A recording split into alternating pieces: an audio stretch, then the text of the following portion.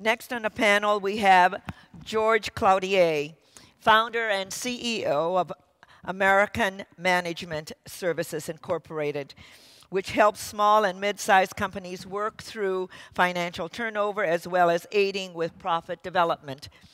Using just $42,000 of seed capital, he built his company into an organization with more than 150 employees and tens of millions of annual revenue.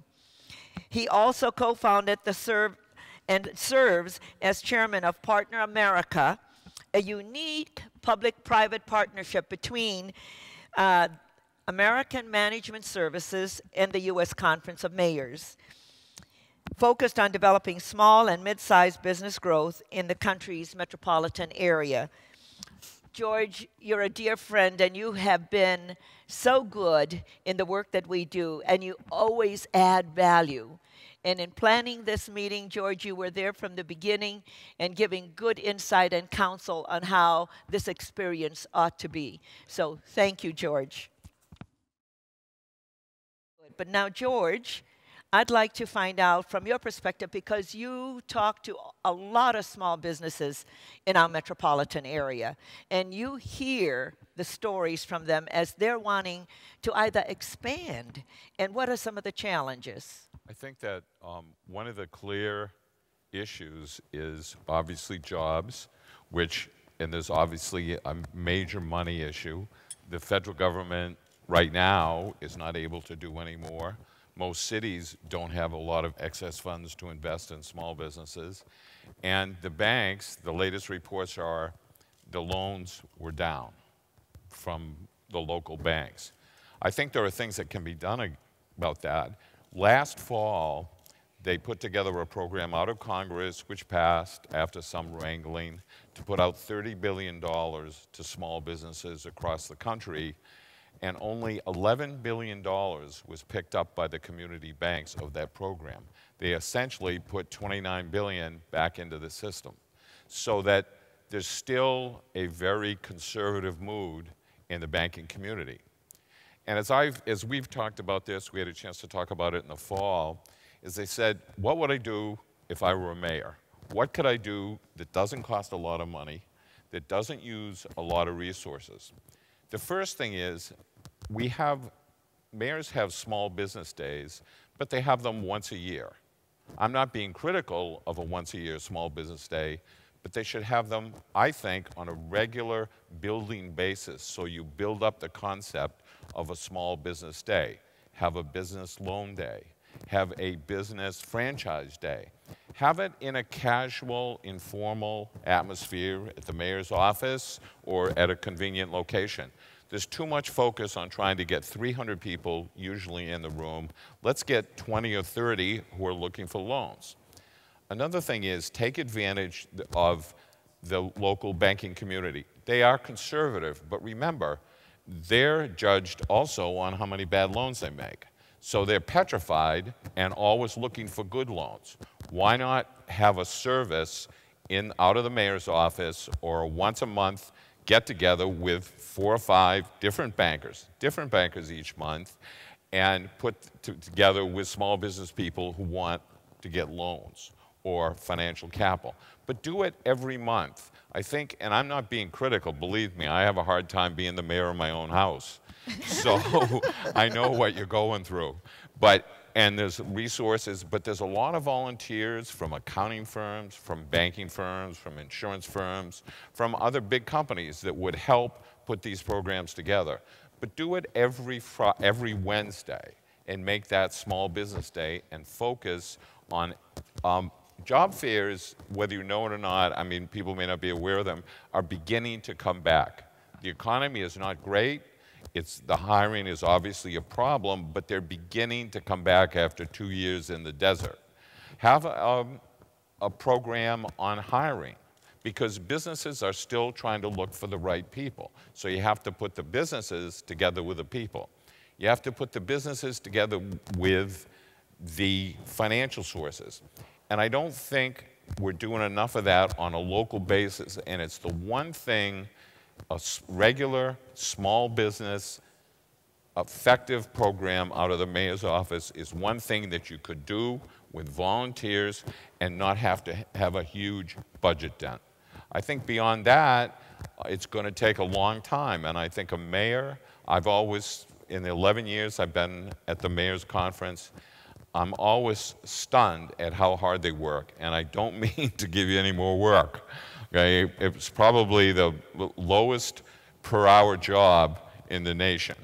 So I hate to put more on you, but if you could lever your resources through the banks, through volunteers, to get regular small business programs going to help your own economic development organizations, which of course costs money, and right now money is the scarcest commodity.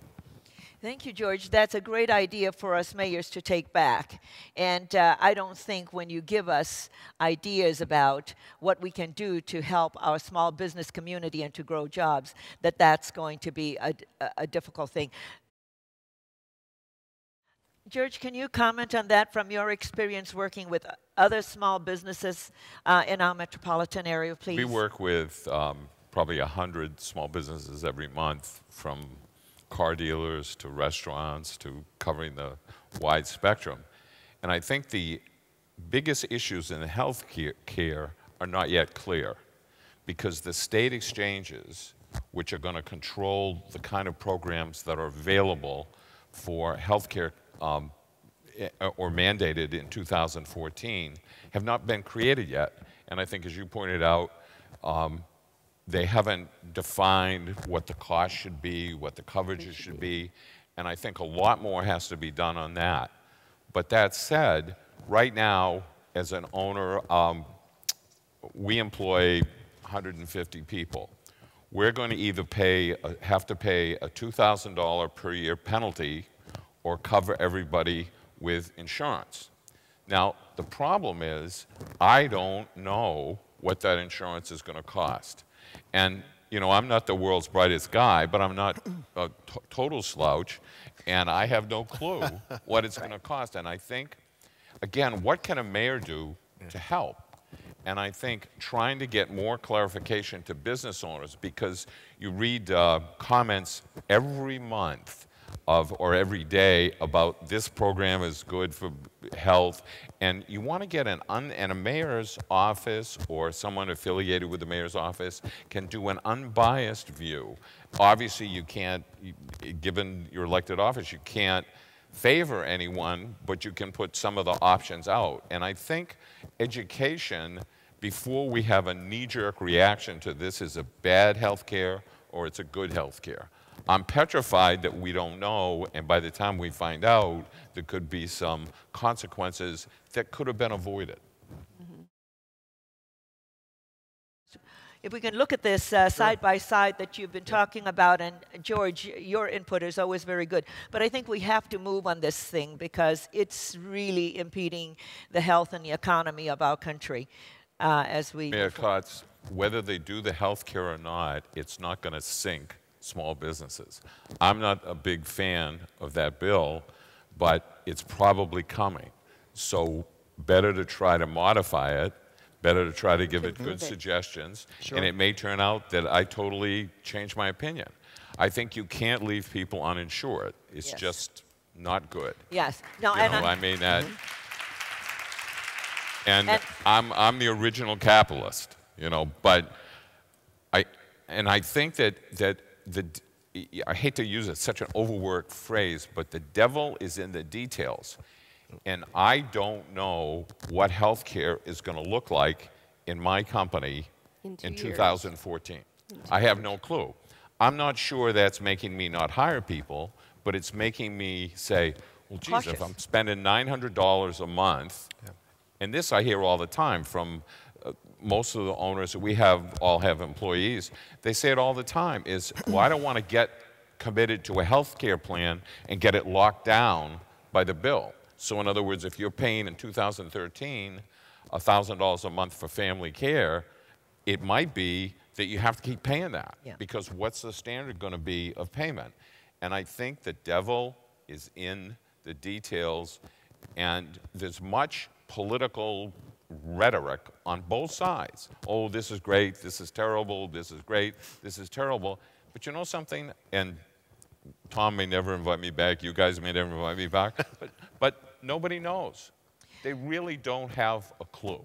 And I think some pressure on them to get some real numbers in front of the world here would be very helpful in forming a program. Okay. George, from your perspective. I think one of the things is the young people in the Middle East and other countries in that area may want to go into business, but they don't know how. So the first step is, how do I get into business? Obviously, a franchise opportunity, which may be or may not be good for the country to fit into, is great. But also, I think if you could focus your resources on some kind of seminars and education programs for people who want to get into business, because it's a very daunting thing. Well, do I just open outside my front door, and what do I do? What do I buy? How much cost do I have? How do I go recruit people? How do I go recruit customers? Even if I have a restaurant, that may not be something. How do I get more customers into my restaurant? How do I use the internet for my restaurant? So I think between franchising and other sources in this country, and I'm sure internationally, there are many ways you could bring a lot more education. And I don't mean education where you take 6 months and you get a grade at the end and you say, okay, good. I say something you get a month's worth of training, then you go out and do it. So a practical education could be an area that might be helpful to you. I'm Steve Caldera. I'm the CEO of the International Franchise Association. We're very grateful, Mayor, as you know, for the partnership and Tom's leadership in working together with our respective organizations. One of the points I just want to sort of piggyback on what Jack and Catherine said is that over the past decade, franchising has grown 40% in terms of economic output. And the rate of jobs, we've created jobs faster by 14%, non-franchise businesses, due to the proven structured scalable model. I think Catherine talked a little bit about the operations support, the marketing support, the training support, leveraging the supply chain efficiencies, if you will. So it really has grown because of the basic model, the proven model.